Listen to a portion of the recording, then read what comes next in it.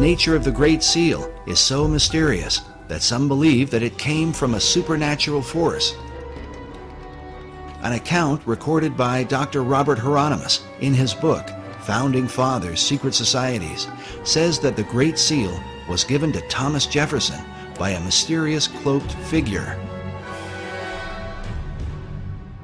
The account reads that Jefferson told a strange story. A man approached him wearing a black cloak that practically covered him, face and all, and told him that he, the strange visitor, knew they were trying to devise a seal, and that he had a design which was appropriate and meaningful. Jefferson, of course, looked at it, according to this story, and said, "This is it. This is it." He knew it was it, and it was right. So he supposedly came running back into whatever, whether it was a tent or whatever it was, and he showed it to other individuals, and he told them about, they met this person outside. Of course, they went outside to go to find the guy, and he's gone. So supposedly we'll never find out who designed the Great Seal of the United States. While Dr. Hieronymus admits that he is skeptical about such stories, there are others who claim to believe them to this day. Perhaps it has something to do with John Adams, who was on the first seal committee with Thomas Jefferson. According to the written account, John Adams was there when this bizarre event took place. Oddly enough, the Adams Memorial in Washington, D.C. is adorned with this mysterious cloaked figure. Perhaps it's just a coincidence. The American $1 bill is full of magical symbolism. Many people know about the magical significance of the design of the Great Seal of the United States, yet they only know half the truth. We have been told that the seal of the United States is merely a coat of arms, or what is called a layman in magic. It is true that the Great Seal is a layman or coat of arms that represents uniting the original 13 colonies into one country. Yet it is more than just a layman.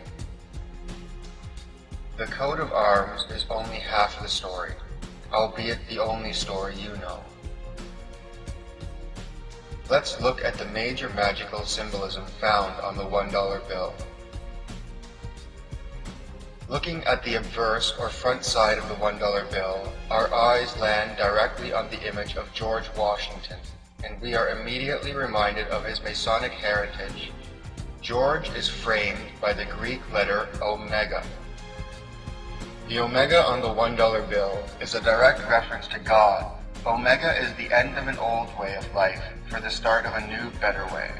On the square on the Treasury Department seal, there are 13 pentagram stars. The most frequently used symbolic reference found on the $1 bill is to the number 13. Through the Hebrew system of gematria, letters are broken down into numbers. The words love and unity both equate to the number 13. Found on the reverse or back side of the $1 bill is a wealth of highly significant magical symbolism used in Western Kabbalistic ceremonial magic. On the center of the bill is the only English phrase used on the reverse side.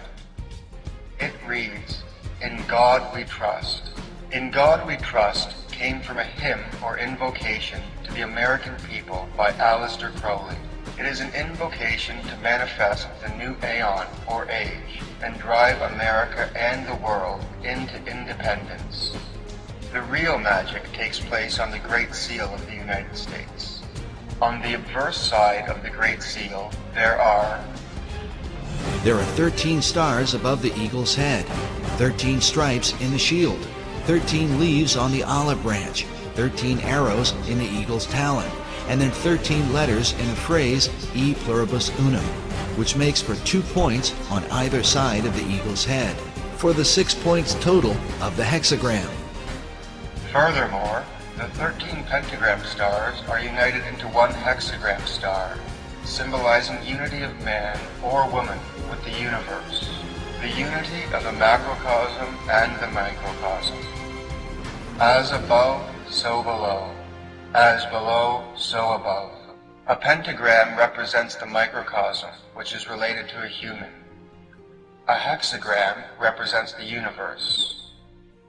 When a hexagram is superimposed over the pyramid, the letters A, S, M, O, and N are connected. Looking at the reverse of the seal, we are again bombarded with 13. There are 13 letters in the phrase Annuit Coeptis, and 1, 2, 3, 4, 5, 6, 7, 8, 9, 10, 11, 12, 13 steps in the pyramid. The truncated pyramid with the capstone floating above is also a symbolic merging of the microcosm and the macrocosm. The base of the pyramid represents the microcosm, or human, and the eye in the capstone represents the macrocosm, or universe. The same eye is found on statues of Buddha as his third eye. This is the eye of Horus, the all-seeing celestial eye. The pyramid is a representation of a person sitting in meditation.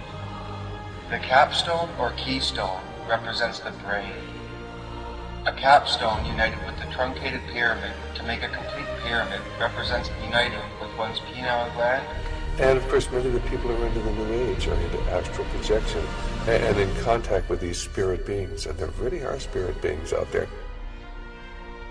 They refer to them as the Masters of Wisdom, or the Great White Brotherhood, or the Enlightened Ones, and they believe that they are guiding society.